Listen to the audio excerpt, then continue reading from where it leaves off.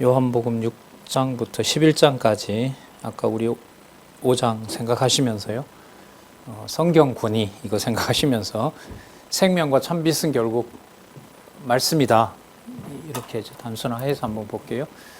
일단은 7장까지는 이제 생명의 양식에 대해서 얘기하고 있습니다. 아까 이게 힌트가 나왔죠. 제자들이 예수님 드세요 하니까 나는 너희들이 주지 않는 양식이 있다. 그게 아버지의 뜻을 이루는 것이다. 그러니까 기록한 글을 보면서 아버지의 뜻이 무엇이었는지, 그러니까 모세가 이걸 왜 적었고 아버지가 이 글을 왜 적어놨는지를 알 수 없다면 그거는 뭐가 될 수 없어요? 생명의 양식이 될 수가 없어요. 그러니까 결국 말씀 얘기인 거죠, 이게. 생명의 떡, 당연하죠. 생명의 떡, 그 다음에 떡의 능력, 그 다음에 생수의 주. 자, 그 떡과 생수, 이게 전부 말씀하고 연관이 됩니다. 그게 지금 눈앞에 보이는 예수님을 얘기를 하는 거예요. 그러니까 아버지의 아들로 말씀이 육신이 된 그리스도, 그 그리스도에 대해서 기록해 놓은 것이 신약, 그걸 예고한 말씀이 구약. 그래서 구약을 보더라도 눈앞에 있는 예수님을 하나님의 보낸 자로 모르면 생명과는 무관, 이렇게 되는 거죠. 자, 그러면 생명의 떡을 알게 하고 떡의 능력을 알게 하고 그리고 또 생수까지, 그 생명의 양식이죠. 생명의 양식, 생명의 떡과 생수. 이게 치밀한 논리로 지금 가고 있습니다. 그리고 이제 8장부터 참빛에 대해서 얘기를 해주죠. 그 생명과 빛은 누구의 속성이냐면 하나님의 속성입니다. 아까 하나님 안에 뭐가 있다 그랬죠? 생명이 있다 그랬잖아요. 그리고 저 빛은 여러분 아시는 대로 창세기 1장 2절에 나오잖아요. 빛이 있으라, 저거거든요. 저 비밀이 지금 반짝반짝 담을 수 없는 번쩍번쩍이죠. 그 그리스도가 진짜 그 광채를 발하고 있는데도 구약을 보면서도 그 광명을 못 봐요. 이게 바로 심판 권세를 가진 그리스도가 하시는 일이거든요. 자, 그렇게 연결이 됩니다. 자, 아까 5장과의 연결성을 생각하시면서 살펴보도록 하겠습니다. 먼저 생명의 양식에 의한 성취. 생명 혹은 영생. 생명, 영생 개념은 많이 나오죠. 먼저 생명의 떡을 알게 하시는 부분을 한번 보도록 하겠습니다. 6장 1절에서부터 15절. 따르는 큰 무리를 오병이어로 배불리 먹이고 남기는 표적을 보여주십니다. 자, 그 후에 여기 접속사 또 나오죠. 5장 39절 이후에 이렇게 읽어도 돼요. 그 성경에서 영생을 얻는 줄 알고 성경을 상고하는데 그 성경에서 나를 보지 못하면, 또 온 나를 알지 못하면 그거 심판받는 것이다. 그러면 배불리 먹이는 이 사건도 바로 신령한 양식을 먹이는 사건임이 분명하죠. 자, 갈릴리 바다고 디베랴 바다 건너편으로 가시는데 큰 무리가 따릅니다. 이는 병자들을 고치는 표적을 보고 사람들이 따라오는 거죠. 기이한 현상을 보고 이제 이른바 기적을 보고 따라오는 겁니다. 그 상황을 이제 그리스도는 당신이 이제 생명의 양식임을 증거하시는 겁니다. 4절, 마침 유대인의 명절인 유월절이 가까웠습니다. 큰 무리가 자기에게 오는 것을 보고 어디서 떡을 사서 이 사람들을 먹게 하겠느냐라고 이번에 예수님이 물어요. 이거는. 그러니까 다른 데 보면 이들을 먹이게 하십시오라는 부분도 나오잖아요. 지금 이 경우에는 예수님이 빌립이 어떻게 대답할 줄 아시고 묻는 거예요. 이 말은 그가 대답을 바르게 하든 못하게 하든 간에 상관없이 당신이 생명의 양식 된다는 사실을 알려주려는 거죠. 아까 진실로 진실로 너에게 말하노니라는 말씀 나왔잖아요. 그건 결국 당신의 증거인 거죠. 하늘에 아버지가 함께하는, 아버지의 생명이 함께하는 그 증거를 하게 하시는 내용입니다. 증거하시는 내용이죠.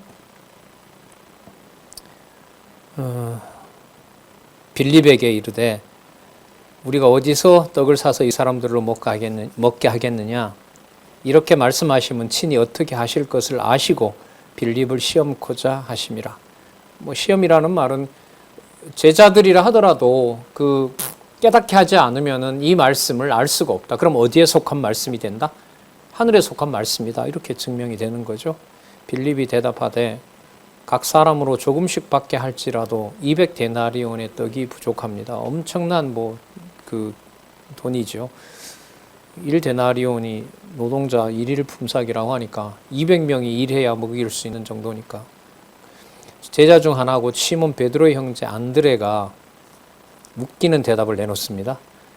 여기 보리떡 5개와 물고기 2개가 있습니다. 이게 일반적으로 이거 코미디잖아요. 맞죠?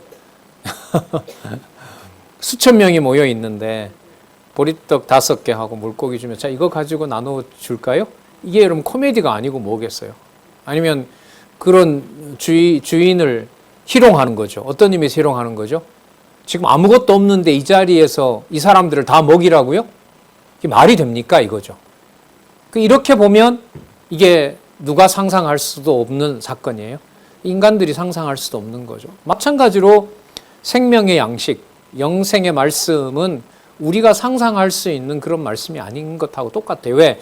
그걸 행하는 분의 일이나 사역이나 그걸 행했다고 기록해 놓은 거나 차이가 뭐가 있겠습니까?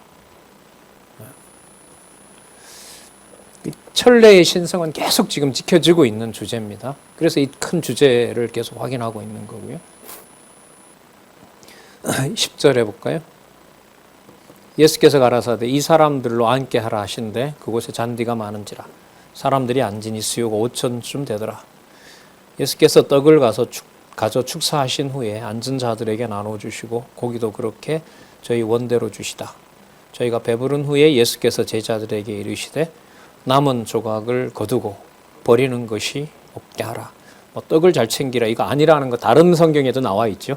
자, 그럼 여기서 이제 예수님 그때 보면 다른 누룩을 주의하라 라고 바꿔놓으시죠. 그죠? 그 양식이 무슨 양식이 아니다. 먹는 양식이 아니라 나를 통해서 듣는 말씀과 바리새인들을 통해서 듣는 것이 차이가 있다. 그들의 말에 현혹되지 않도록 주의하라. 다른 데서 이렇게 얘기했죠. 그걸 전혀 배제하지 않아도 된다고 봐요. 여기서는. 그럼 여기서 남은 조각을 거두고 버리는 것이 없게 하라라고 하는 것은 이 양식의 중요함이 아니라 이 양식을 이렇게 만들어내신 바로 생명의 양식을 주관하는 분이 누구이다? 그리스도시다라는 것을 드러내는 거죠. 그러니까 양식의 주인이니까 양식을 뭐 하는 것이요? 관리하는 거예요. 자, 그렇게 보시면 되죠. 이에 거두니 보리떡 5개로 먹고 남은 조각이 12바구니에 찼더라. 그 사람들이 예수의 행하신 이 표적을 보고 말하되 이는 참으로 세상에 오실 선지자라. 아까 수가성 여인도 선지자라는 말을 썼죠. 그건 이 맥락에서 보면 거의 메시아입니다. 이건 그러니까 하나님의 아들 메시아, 그가 오면 할 수 있는 일. 그리고 모세에게 40년 동안 광야에서 만나를 먹이도록 했던 그 대사건의 이 일들이 지금 메시아가 오면 이루어진다는 거. 그 모세는 오실 메시아의 표상이라는 거 유대인들도 알고 있으니까요. 자, 참으로 어디에 오실? 세상에 오실. 그러니까 말씀이 육신이 됐다는 말은 하늘에 속한 영원한 생명이 무엇을 입은 거죠? 육신의 생명을 입은 거거든요. 그게 육신을 입고 있는 것으로는 보여요, 안 보여요? 안 보여요. 마찬가지입니다. 문자로 기록해 놓은 것을 본다고 해서 그리스도를 봐요, 못 봐요? 그걸 못 봅니다. 그러니까 그리스도가 그걸 자신이 양식으로 바꿔줘야 돼요. 그게 생수로 바꿔줘야 되거든요. 그리고 그 말씀이 권위 있는 말씀이라는 것으로 바꿔줘야, 그 바꾸는 것을 먹여줘야, 바꾼 것을 먹여줘야 이게 영생의 말씀이 될 수 있는 거예요. 그래서 제가 이제 자꾸 강조를 드리는 게 문자가 정보와 지식이 그리스도의 생명으로 그 말씀의 능력을 얻게 하지 않으면 그건 뭐와 똑같아? 유대인들이 1500년 동안 가지고 있었던 문자랑 똑같아. 그래서 지식 정보가 말씀의 어떤 그 깨달음이나 이런 걸로 등치시킬 수가 없습니다. 하지만 기록한 말씀을 빼고는 요즘 또 본문 따라가자고 말씀 많이 드리니까요. 그것 빼고는 아예 불가능합니다. 아예 불가능합니다. 15절 그러므로 예수께서 저희가 와서 자기를 억지로 잡아 임금 삼으려는 줄 아시고 다시 혼자 산으로 떠나가시니라. 임금이 맞아요, 안 맞아요? 맞죠? 이른바 배부른 백성들의 뭘 채워주면, 배를 채워주면 임금이 맞잖아요, 여기서는.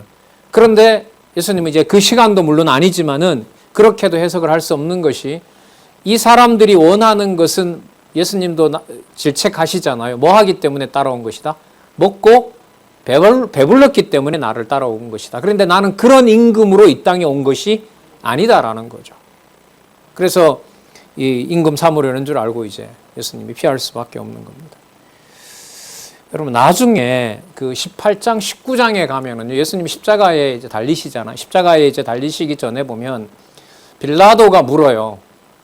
유대인의 왕이냐? 이렇게 묻습니다, 예수님한테. 그때 예수님이 그렇다라고 하지 않고, 그거 남들이 그러니까 너가 얘기를 하는 거냐? 아니면 너도 그렇게 생각하는? 예수님이 아주 이렇게 구체적으로 질문을 하거든요. 그리고 나중에 패에다가 히브리어, 헬라어, 라틴어, 그걸 패에 만들어서 예수님 머리 뒤에다가 유대인의 왕 예수 이렇게 글자를 적거든요. 그럼 그 사건은 결국 여기서 보면 세상 사람들이 말하는 임금 삼으려고 하는 것이 아니라 진짜 유대인의 왕은 무엇을 주관하시는 분이라는 거죠? 하늘에 속한 영원한 생명을 주관하는 자라는 사실을 주관하시는 하나님의 아들이라는 사실, 그걸 나중에는 결국 증명하게 됩니다. 이런 임금은 세상에서 말하는 임금인 거죠. 그럼 이런 임금을 찾는 생각으로는, 이런 임금 정도로 예수님을 본다면은 예수님을 이해할 수가 있겠어요, 없겠어요? 절대로 할 수가 없는 거죠. 그러니까 아까 유대인들이 그냥 문자로 보고 그걸 하나님 말씀으로 아는 것이나, 하늘에 떡을 내려주고 40년 동안 만나를 받아 먹으면서도 여호와를 배반했던 사람들이나, 그 어떤 속성들은 인간의 그 내면을 가지고는 누구를 알 수가 없다. 예수님을 알 수 없다. 자, 그러면서 이제 생명의 양식에 되는 능력으로 이제 넘어가게 되죠. 자, 그럼 먼저 더 볼게요. 알려주는 내용을 먼저 보도록 하겠습니다. 자, 바다를 건너는 제자들에게 물리로 걷는 표적을 보여줍니다. 자, 갑자기 여러분 이게 임금 삼으려는 줄 아시고 다시 혼자 산으로 떠나가시니라. 자, 이게 오병이어 다음에 바다 건너는 사건이 이게 왜 나올까요? 자, 사건은 아시죠? 조금 더 볼까요? 18절, 큰 바람이 불어 파도가 일어나더라. 제자들이 노를 저어 10여리쯤 가다가 예수께서 바다 위로 걸어 배에 가까이 오심을 보고 두려워하거늘 가라사대 내니 두려워 말라. 나다라고 할 때 나는 누구죠? 예수님이죠. 그럼 어떤 예수님요? 어떤 예수님요? 아까 어떤 예수님이셨어요, 앞에 무슨 사건이 나왔죠? 그렇죠. 이렇게 찾으셔야 돼요. 멀리 가지 마시고. 이 예수님은 오병이어의 역사를 일으킨 분하고 무관하면 안 돼요, 이게. 자, 그러니까 앞부분과 뒷부분의 본문을 보지 않으면 안 되는 거예요. 자, 적어도 설명은 앞에 나타났던 오병이어 사건을 통해서 당신이 무엇의 양식이다? 생명의 양식을 주는 분이라는 것이 일단 강조가 돼야 돼요. 그러면 맞네요. 죽을 수밖에 없는 이 위험 상황에서 제자들을 뭐 해준 분이 맞아요. 생명을 구해준 분이 맞죠. 사건은 전혀 다른 사건이지만 어떤 개념에 다 모여요? 생명에 모이잖아요. 이 본문 없이는 안 된다는 얘기가 바로 이 말씀인 거예요. 자, 그래서 무슨 상황이 되나 보세요. 이 성경 짧은 본문에 이게 증거가 돼요. 가라사대 내니 두려워 말라 하신데 이에 뭐 해요? 그러니까 뭐가 뭐로 변해버려요? 두려워 말라라고 했잖아요. 두려움이 뭐로 바뀌어요? 기쁨으로 바뀌는 거예요. 그 말씀이 육신이 되고 물이 포도주가 되고 기쁨이 두려움이 되고 문자로 충분히 알고 있던 것이 생명이 아니라 저주가 돼버리고, 이게 바로 요한복음에서 하늘에 속한 그리스도의 신성을 증거를 해주고 있어요. 이게 전부 다. 그래서 요한복음에 나타난 전체 사건은 눈으로 보이는 육체적인 사건은 첫 번째로 세상의 어떤 누구도 그걸 이해할 수 없게 만들어요. 그리고 예수님이 뭐 하냐면 그게 너희들이 보는 나다라고 설명을 하면서 그 말씀이 깨닫게 되어야만 이 사건을 알 수 있다고 하세요. 그러면서 요한복음의 마지막은 결국 당신이 가시면서 아버지로부터 내가 보낼 누구를 약속을 하죠? 성령을 약속을 하는 거예요. 성령의 역사가 아니면 도저히 알 수가 없어요. 그래서 성령의 역사 두 가지. 가장 중요한 역사가 성경 기록하게 하고 기록한 말씀으로 하나는 교회 세우게 한 사건. 그거는 바로 이 사건하고 관계가 되죠. 자, 두려움을 기쁨으로 바꾸시고 배로 영접하여 배는 곧 저희가 가려던 땅으로 이르렀더라. 자, 그러면 연결 다 되죠. 뭐와 관련해서? 생명의 구주이시다는 사실. 생명의 주라는 사실을 우리는 여기서 다 확인할 수가 있습니다. 자, 그럼 그게 육신을 위한 걸까요? 그 제자들이 죽어가기 때문에 제자들이 무서워 떨고 그 풍랑 속에 죽어가는 그 육신이 소중하기 때문에 그런 걸까요? 그게 아니잖아요. 뭘로 봐도. 그렇게 되면 앞부분에 오병이어하고 연결이 돼야 안 돼요? 안 되잖아요. 그럼 뭐와 관련이 돼야 돼요? 생명. 그 제목에 생명이라고 하는 공통어를 만들어줬잖아요. 이 사건들은 전부 어쩌지만 다르지만 그럼 이 사건과 이 사건이 어떤 점이 같은 거야? 분명히 제목은 저렇게 다뤄놨는데 그걸 본문에서 시간 구애를 받지 말고 상고를 하시는 게 성경 개론을 여호와 계시 중심으로 알아가는 것하고 관계가 있는 겁니다. 자, 이걸 특정 누군가만 하는 건 아니죠. 자, 그 다음에 무리에게 영생하도록 있는 양식을 위해 일할 것을 가르칩니다. 그러니까 아까 그 떡을 주시는 그 사건에서 육신을 돌보는 것이 아니라 그런 것을 공급하시고 영원한 생명을 공급하시는 하나님의 일에 관심을 가져라. 그게 본질이다. 이걸 알려주시잖아요. 볼게요. 이튿날 건너편에 섰던 무리가 배 한 척밖에 없고 다른 배가 거기 없는 것과 또 제자들과 예수님이 어제 가지 않은 걸 봤단 말이죠. 그런데 보니까 예수님이 같이 있어요. 분명히 제자들과 같이 가지 않았는데 언제 가셨지? 자, 그런 의문을 가지고 어쨌든 이 사람들은 다시 찾아왔습니다. 예수님한테. 24절 무리가 거기 예수도 없으시고 제자들도 없음을 보고 곧 배를 타고 예수님을 찾으러 가버나움으로 가서 바다 건너편에서 만나 랍비여 어느 때에 여기 오셨나이까 하니 예수께서 가라사대 자, 내가 진실로 너에게 이르노니 그냥 언제 왔습니까? 이러면 언제 왔다 이렇게 대답해야 되잖아요. 근데 그 질문 의도를 꿰뚫어 버리세요. 이게 마치 누구하고 똑같냐면 수가성 여인에게 질문 던진 거하고 똑같아요. 금물 주십시오. 남편 데려와라 이러는 거죠. 그 질문을 그 본질을 꿰뚫어 버리고 예수님 하시고자 하시는 얘기를 하시는 거예요. 자, 언제 왔다고 하지 않고요. 너희가 나를 찾는 것은 표적을 본 까닭이 아니요 떡을 먹고 배부른 까닭이로다. 그럼 표적을 바로 봤으면 이 사람들이 온 것이 누구를 찾아와야 되죠? 말씀을 더 듣고 그분이 하늘에 속한 분임을 알고 찾아와야 되는데 예수님이 봤을 때는 그 중심에 뭘 보장해 주니까? 먹거리를 보장해 주니까. 사람들에게는 이거 아니겠어요? 경제가 결국 이거 아니에요. 그죠? 싼값에 질 좋고 많이 먹을 수 있도록 국가가 보장해라. 예를 들면 이런 거 아니겠어요? 세상에서 말하는 그런 용도로 예수님이 아까 예수님을 임금 삼으려고 하니까 예수님은 그거 떨쳐버리고 또 오신 거잖아요. 자, 그러면 그것도 마찬가지죠. 다 연결이 되죠. 그래서 피하셨고 이 사람들이 그렇게 왔으니까 이러한 사람들이 임금 삼으려는 목적은 왜 임금을 삼으려고 할까요? 떡을 먹으면서 배부르게 할 임금을 원하니까. 그런데 그런 임금으로 예수님이 오신 건 아니거든요. 27절에 나오네요. 썩는 양식을 위하여 일하지 말고 영생하도록 있는 양식을 위하여 하라. 말은 양식이 같은데 질적으로 전혀 다른. 그럼 영생하도록 있는 양식은 바로 뭘까요? 아까 뭐가 영생이라 그랬어요? 너희들이 성경에서 무엇을 얻는 줄 알고 영생을 얻는 줄 알고 성경을 상고한다. 그럼 성경 상고가 어쨌든 뭐의 출발이에요? 영생의 출발인 거죠. 그럼 썩을 양식이라는 말은 결국은 그 기록한 말씀을 육적으로 읽는 거죠. 육적인 용도로 쓰는 거고 성전세 받아서 자기네들이 써버리고 그게 바로 육적으로 쓰는 거죠. 영생하도록 있는 양식을 위하여라. 결국 말씀이에요. 그래서 누굴 보내신다고 해요? 성령을 보내신다고 하잖아요. 그래서 성령께서 오셔서 기록해 놓고 가르쳐 주시고, 보혜사, 보배로운 은혜를 가르쳐 주시는 스승, 이게 보혜사 아니야? 참 번역 우리 선배들이 참 잘해 놓았어요. 이 말이 참 귀한 말 같아요. 어쨌든 이 양식은 인자가 너희에게 주리니 영생하도록 있는 양식이요. 자, 그 다음 해볼까요? 단지 인자가 아니라 인자는 누가 인치신 자라? 아버지 하나님이 인치신 자니라.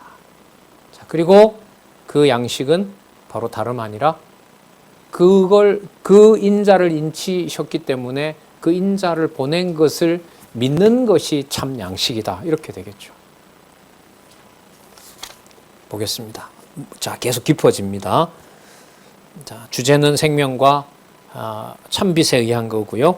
깊이로 보면 하늘로 올라가는 차원으로 넘어갑니다. 이게 무슨 일을 얘기하는데 답은 하늘의 일이 돼요. 세상에 인간들이 관심을 갖고 말하는 일인데 그 모든 일을 전부 다 뭘로 덮어버려요? 하늘에 속한 일들로 다 덮어버린다고 보면 돼요. 저희가 묻되 우리가 어떻게 하여야 하나님의 일을 하오리까? 예수께서 가라사대 하나님이 보내신 자를 믿는 것이 하나님의 일이니라.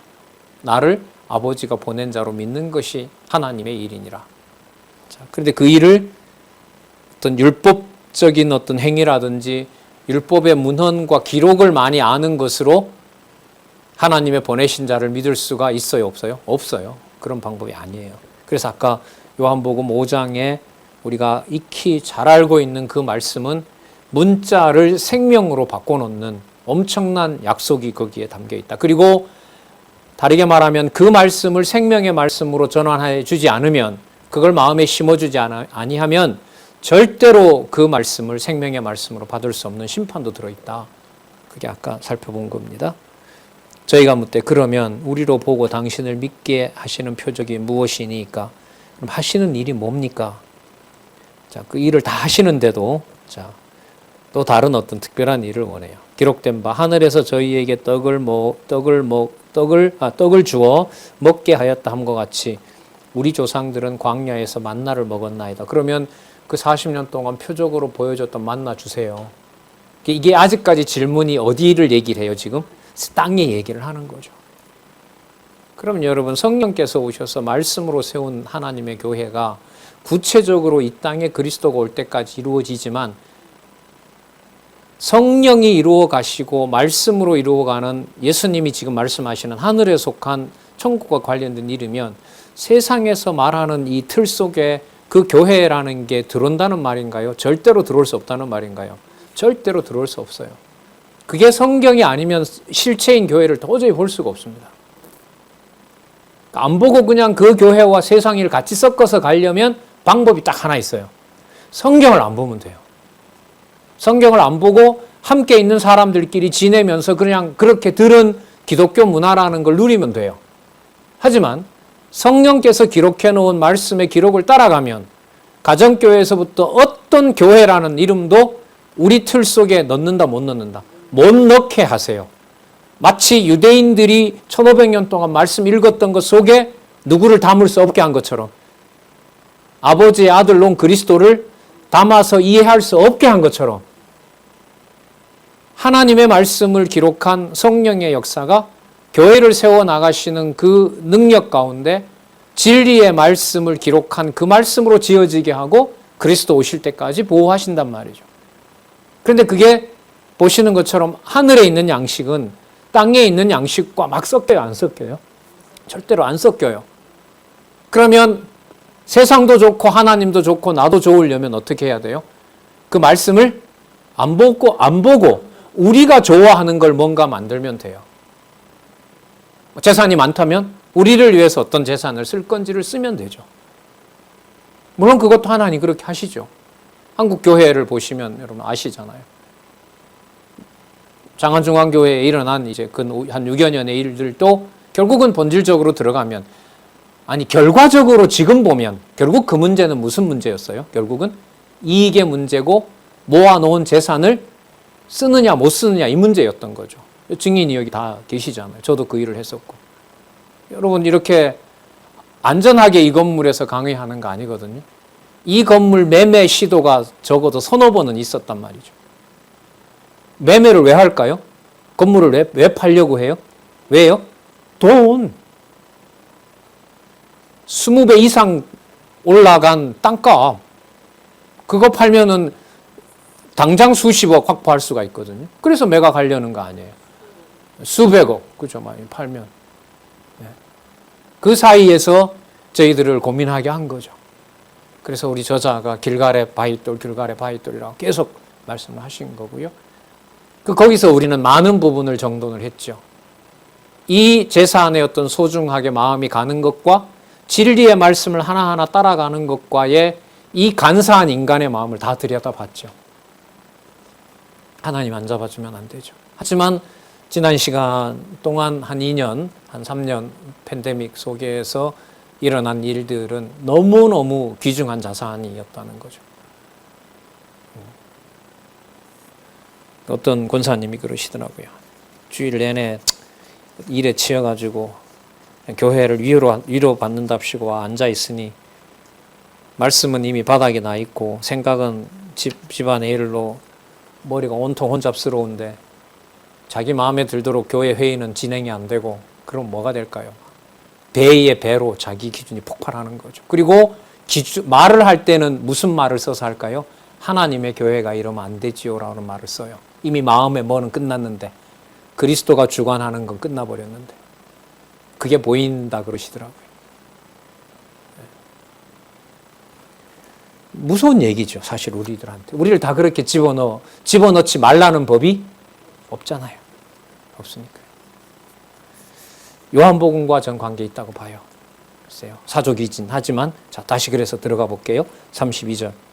예수께서 이르시되 내가 진실로 진실로 너에게 이르노니 하늘에서 내린 떡은 모세가 준 것이 아니라 오직 내 아버지가 하늘에서 내린 참떡이다. 그러니까 모세 사건을 광야에 40년 동안 내렸던 떡을 얘기하면서 바로 자신에게 가져와 버려요. 그걸 아버지가 줬는데 그걸 참떡인 바로 나다 이렇게 연결을 시켜버려요. 예수님께서. 맞죠?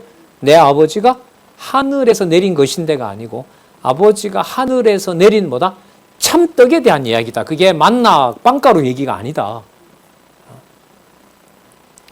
자, 근데 이렇게 얘기하면 아 그거 먹으면 영원히 살겠네. 그 수가성 여인처럼. 그 목마르지 않는 물 좀 주세요. 이게 다 인간적인 얘기 아니에요? 33절. 하나님의 떡은 하늘에서 내려 세상에 뭘 주는 것이다? 생명을 주는 것이다. 아까 그러면 5장 39절 너희들이 성경에서 뭘 얻는 줄 알고? 영생은 딱 맞잖아요. 무슨 얘기가 맞아요? 말씀 얘기인 거예요, 이게. 성령의 약속은 성령께서 오셔서 교회 세우고 무엇으로 교회 세워요? 말씀으로. 그 두 가지 일 아니에요, 성령 사역에. 그게 여러분 구약의 내용을 전부 생명의 말씀으로 확증해 놓은 것이 신약 성경이거든요. 그래서 구약 근거, 신약 근거라는 말로 성경 강론을 공부해 가는 방법을 여러분들에게 알려드리잖아요. 이 굉장히 큰일입니다. 어떤 면에서 아직도 그래도 좀 젊다고 저는 생각한 저로서는 그냥 주중에 뭐 맨날은 아니죠. 서로들 공부해야 되니까 일주일에 한 2번 정도, 한 번 할 때 한 3시간 정도는 그 집중적으로 학교에서 공부하듯이 성경 전체를 오고 가고 나머지 시간 준비해 와서 그 확인을 성경 강론집을 중심으로 한 그런 그야말로 학교가 전 생겼으면 좋은 거죠. 직장 가서 펴놓고 공부할 수는 없잖아요, 성경 공부. 어떤 분이 그래요. 아, 하나님이 너무 좋은 직장 주시고 아주 좋은 이 우리나라 대기업 회사거든요. 근데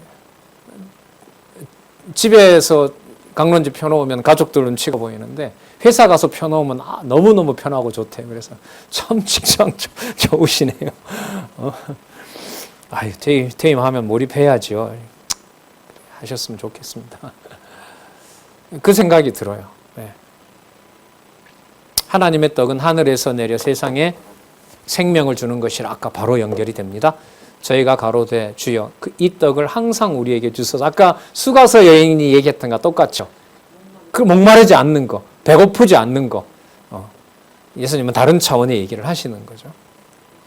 예수께서 가라사대 내가 곧 생명의 떡이니 내게 오는 자는 결코 줄이지 아니할 터이요 나를 믿는 자는 영원히 목마르지 아니하리라.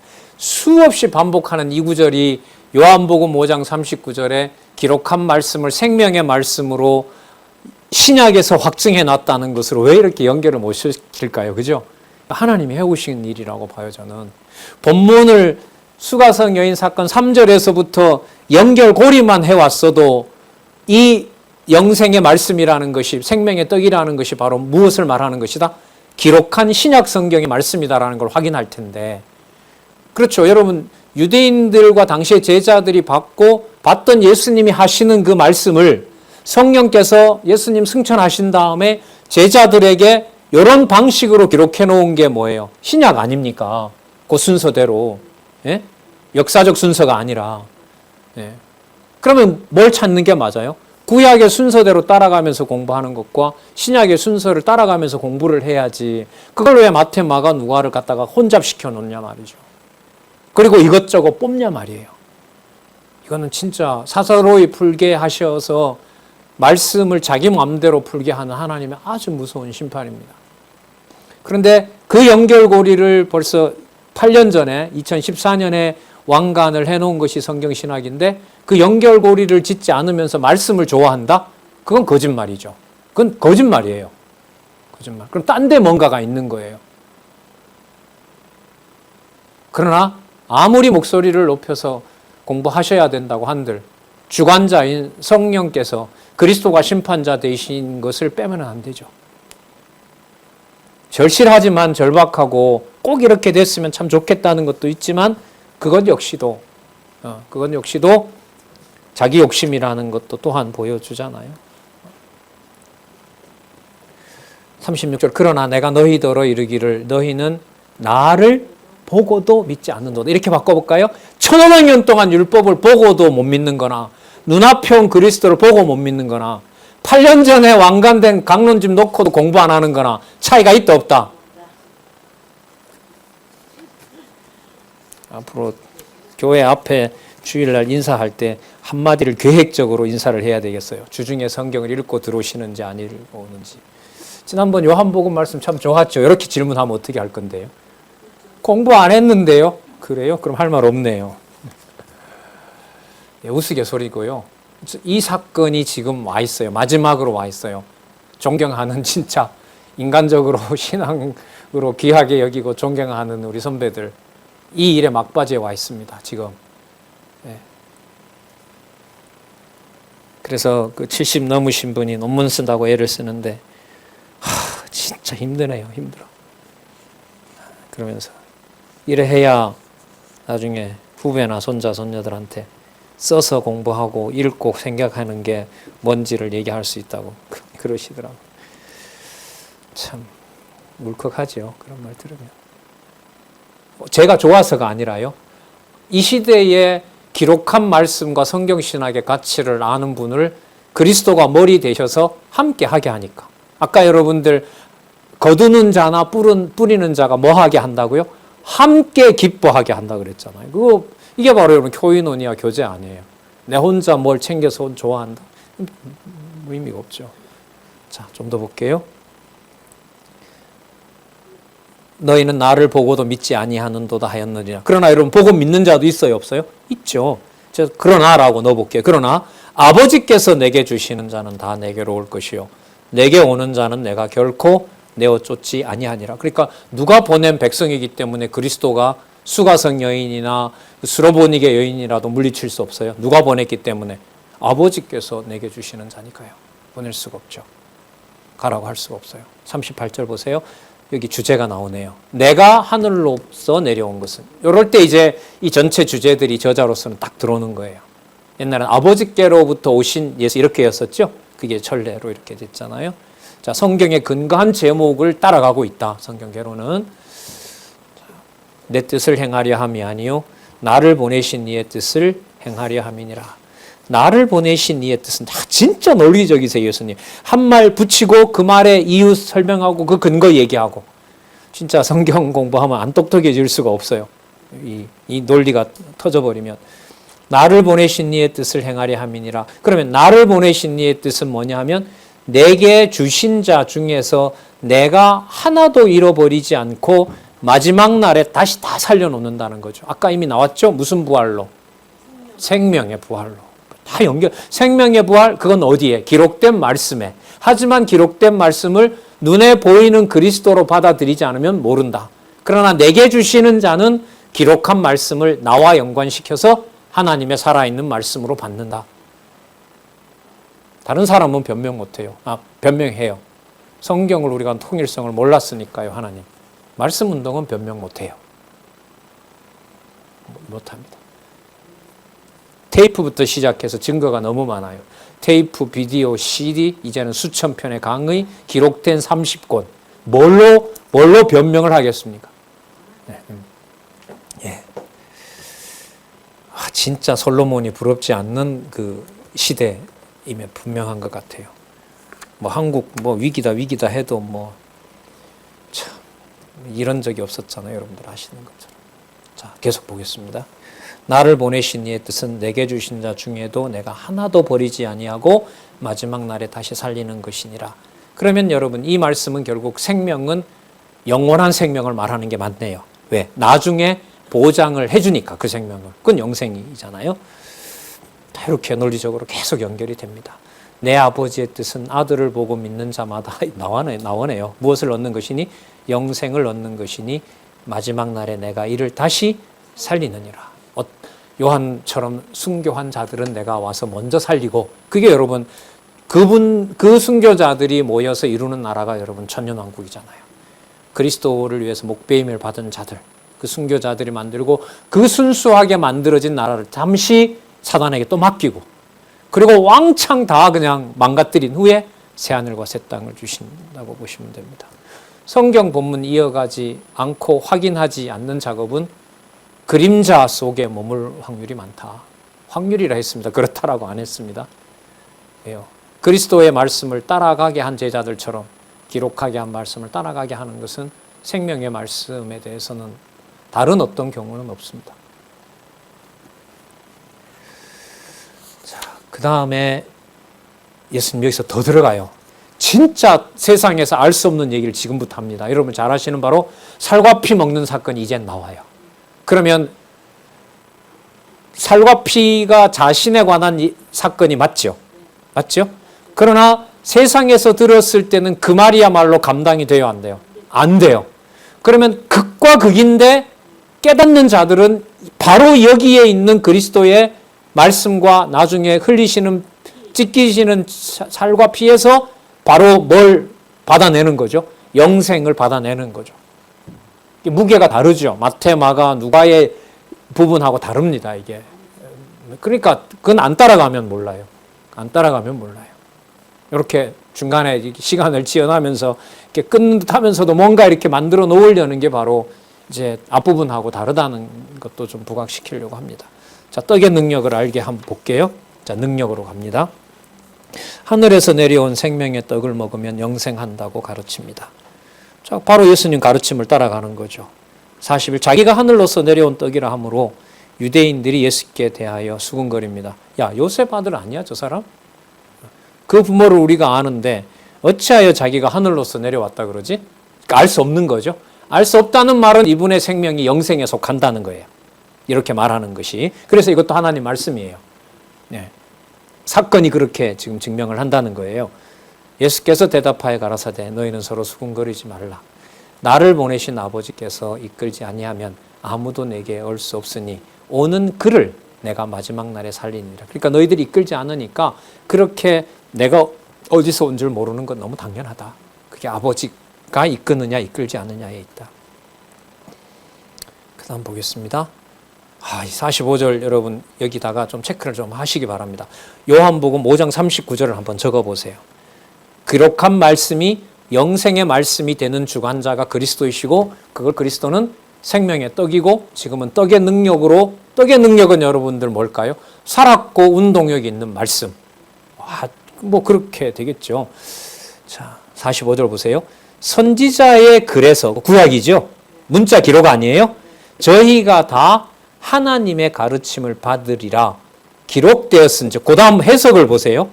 자, 구약의 율법은 있어요. 지금 유대인들도 가지고 있죠. 예수님도 보고 있어요. 회당마다 제자들도 펴고 있습니다. 문제는 그 기록한 것이 아버지의 생명을 공급받을 자가 먹느냐 먹지 못하느냐 문제예요. 그럼 볼게요. 아버지께 듣고 배운 사람마다 다 내게로 오느니라. 그럼 예수님의 성경 해석으로 성경 해석이 맞다고 다가오는 자들은 누가 보낸 누구의 백성이죠? 아버지가 보낸 하나님의 아버지의 백성인 거고, 그들에게 예수님은 영생의 말씀을, 영생을 주는데 무엇으로 줘요? 말씀을 깨닫게 해서 주는 거예요. 그 기록이 여러분 신약이라고요. 그러면 지금 우리 세미나에서, 화목 세미나에서 공부하는 대로 세 번째 단락에서 창조 사건은 심판하고 맞닿아 있다라고 구절을 몇 개 소개하는 것이 올바른 방법이에요? 아니에요? 올바른 방법이죠. 그게 예수님이 성경을 해석해 가고 사도들이 성경을 해석하도록 해서 성령께서 기록하게 한 방법이거든요. 그래서 자꾸 반복 이 말씀을 드리는 거예요. 어떤 전략을 짜자 이런 의미가 아니라, 자, 아버지께 듣고 배운 사람마다 내게로 오느니라. 이는 아버지를 본 자가 있다는 것이 아니라 오직 하나님에게서 온 자만 아버지를 보았느니라. 여러분, 이걸 창세전 출생과 연관해서 창세전에 우리를 선택한 것과 관련해서 전통신학자들은 이걸 영원한 출생 이렇게 말합니다. 출생은 여러분 뭐가 아니라 출생이냐 하면은요, 뭐가 아니라 출생이냐 하면 창조가 아니라 출생이라고 말하는 거예요. 자, 차이가 뭔지 한번 보세요. 여러분들이 아주 좋은 기술을 가지고 있어서, 우리 권사님들 계신데 권사님들이 아주 좋은 손재주를 가지고 있어서 너무너무나 이쁘고 아름답고 막 비단줄이 들어가 있는, 어떻게 예를 들면 볼을 하나 짜놨어요. 거기에 내 마음이 담겼어요? 안 담겼어요? 담겼죠. 엄청 담겼죠. 그리고 권사님들이 자녀를 낳았어요. 거기에도 내 마음이 담겨 있어요? 안 담겨 있어요? 담겨 있죠. 하지만 아름다운 비단보는 만들었다고 하지 낳았다고 하지 않아요. 맞죠? 낳았다고 하는 것은 뭐가 섞여야 돼요? 피가 섞여야 돼요. 그 차이라고 보시면 돼요. 말씀을 1500년 동안 가지고 있어도 그 말씀이 아버지로부터 낳은 자녀가 먹는 것은 거기에 아버지의 뭐가 들어가 있어야 돼요? 생명이 거기에 들어가 있어야 돼요. 여러분, 그 길이 성경신학에서 볼 수 있도록 해놨다니까요. 8년 전에 왕관이 됐다고요. 그 다른 시간이 극단적으로 이 건물을 누가 밤에 혼란한 가져가더라도 그건 육적인 거잖아요. 그죠? 그것과 성경을 순서대로 기록한 말씀을 따라서 하나님이 그리스도를 2000년 전에 무슨 의도로 보냈는지를 확인하는 것과는 비교가 될까요? 안 될까요? 안 되죠. 안 되게 하실 거예요. 저는 안 되게 하시리라고 봐요. 엄청 큰 사건이죠. 제가 의도적으로 한 거 아니에요. 따라오다 보니 또 너무나 좋아하는, 제가 이 강의 준비할 때 요한복음 5장 39절 나오니까 얼마나 좋겠어요. 가다 보면 요한복음 5장 39절이 나온다. 그런데 그때까지 이 성경 본문은 뭘로 향하여 가고 있지? 어떤 말씀들이 기록되어서 어떻게 본성에 의한 성취로 가지? 그 관심을 가지고 보는 거죠. 자, 보겠습니다. 그럼 예수님이 이렇게 말씀하신 거 성령께서 오셔서 교회를 창립하면서 이 말씀을 다 풀어놓은 거잖아요. 자, 보겠습니다. 너희 조상들은, 맞죠? 49절? 예. 47절? 예. 진실로 진실로 너희에게 이르노니 믿는 자는 영생을 가졌나니 내가 곧 무엇이다? 생명의 떡이로다. 너희 조상들은 광야에서 만나를 먹었어도 죽었거니와. 그럼 만나는 아니에요. 모세가 기록했던 문자도 아니에요. 자, 그죠? 이는 하늘에서 내려온 떡이니 사람으로 하여금 먹고 죽지 아니하게 하는 거, 영생의 생명의 양식이네요. 그죠? 자, 그러면서 소개합니다. 나는 하늘로서 내려온 산 떡이니 사람이 이 떡을 먹으면 영생하리라. 옆에 적어야겠죠. 요한복음 5장 39절. 5장 39절의 비밀이 여기서 풀리는 겁니다. 자, 나의 줄 떡은, 내가 줄 떡은 곧 세상의 생명을 위한 무엇이라? 내 살이라. 이 살은 여러분 구체적인 어떤 형태로 온 거죠. 그래서 구체적으로 온 이 살과 피를 부정하면 요한 2서에 가면 적그리스도라고 얘기하죠. 그런데 눈에 보이는 살과 피를 본다고 알아요, 몰라요? 절대로 모르게 해놨어요. 그러면 오셨는데도 알려주려면 본인이 뭐 해야 돼요? 알려줘야 돼요. 막 알려줘요? 아버지에게 창세전에 정한 자에게만 알려줘요? 후자에게만 알려줘요? 이게 지금 여러분 요한복음에 지금 다 나와 있어요. 6장은 여기서 이제 좀 더 들어가거든요. 이제 다음 시간에 이제 할 텐데 6장 52절부터는 더 알아들을 수 없는 얘기를 하는데요. 방향은 뭐냐면 듣기에는 유대인들에게는 더 알아들을 수가 없는데 하나님의 자녀로 그리스도 안에 온 자는 내가 끝까지 죽도록 사랑한다라는 말씀은 무엇을 확증하느냐? 아까 알아들을 수 없는 말이고 혐오스러운 말로 들리는 말인데 살과 피를 먹는다라는 말로 얘기를 하세요. 그게 여러분 뭐와 관련될까요? 자신의 역사를 기록해 놓은 성령의 역사로 기록해 놓은 진리의 말씀을 따라가는 것하고 바로 연결이 된다는 거예요. 여러분 하나 고민거리 하나 드릴까요? 구약에 보면 언약 자손들의 고기가 살점이 입속으로 들어가죠. 그 사건과 그리스도가 살과 피 얘기할 때 그리스도가 그 사건을 염두에 두고 할까요? 아니면 빼고 할까요? 염두에 두고 하신다면 왜 그렇게 하시는지 답을 다음 시간에 해주시기 바랍니다. 사람의 상식으로 접근할 수 있는 일을 벌써 그림자를 쳐내면서 하나님이 이미 뭐예요? 다 보여줬어요. 거기서 다 보여줬어요. 혈육으로 절대로 하지 못한다는 사실을 레위기, 신명기, 여호수아, 스가랴까지, 에스겔까지, 예레미야, 애가까지 대여섯 군데서 도저히 육으로 되지 않는 무서운 사건을 이미 보여줬어요. 그럼 그 사건은 누가 지킬 것에 대한 표적일까요? 그렇죠. 그리스도가 이걸 모르실 리가 없죠. 예, 우리 다음에 52절부터 하도록 하겠습니다. 기도하겠습니다. 하나님 아버지 감사합니다. 진리의 말씀을 따라가고 싶고 또한 더 보고 싶고 살아계신 하나님의 존재를 말씀과 함께 확증을 하고 싶은 마음이 간절합니다. 또 너무나 놀라운 하나님의 자비와 은총 가운데서 이 말씀들을 우리 아름다운 글로 쉽게 안내하는 글도 하나님이 이미 오래전에 우리에게 주셨습니다.